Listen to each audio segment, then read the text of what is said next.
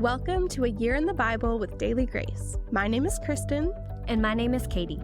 And we want to spend a few minutes a day with you walking through the New Testament, one chapter at a time.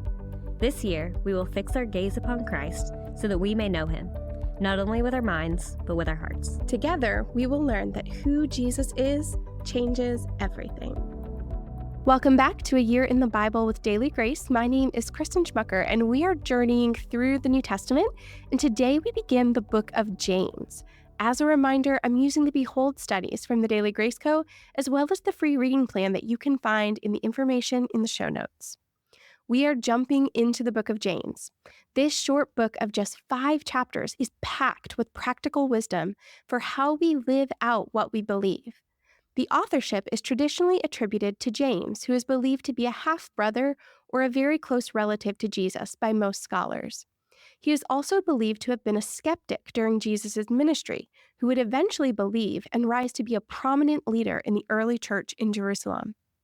The book is written to Christians, and the first verses speak of the 12 tribes of the dispersion, and scholars have interpreted this in different ways.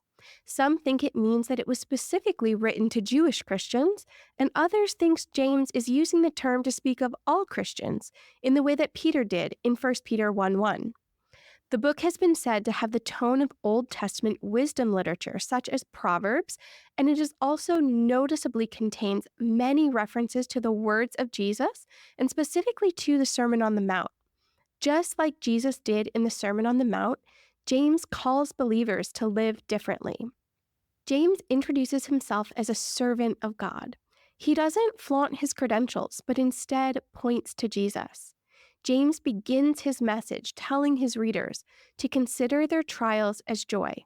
It sounds backwards, but that is what James says.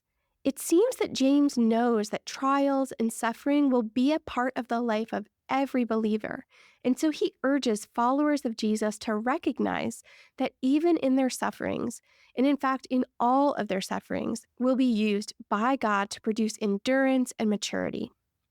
James reminds us that when our joy is found in who Jesus is, we can have joy in the midst of whatever life brings. In the midst of our trials, we typically ask for all trials and suffering to go away. But James tells us that the thing we should be asking the Lord for is wisdom, right in the midst of what we are facing. And here we are promised that if we ask for wisdom, he will give it. As we face these trials, we are called to run to the Lord and to seek his wisdom. We are called to trust him in faith instead of being what James calls double-minded.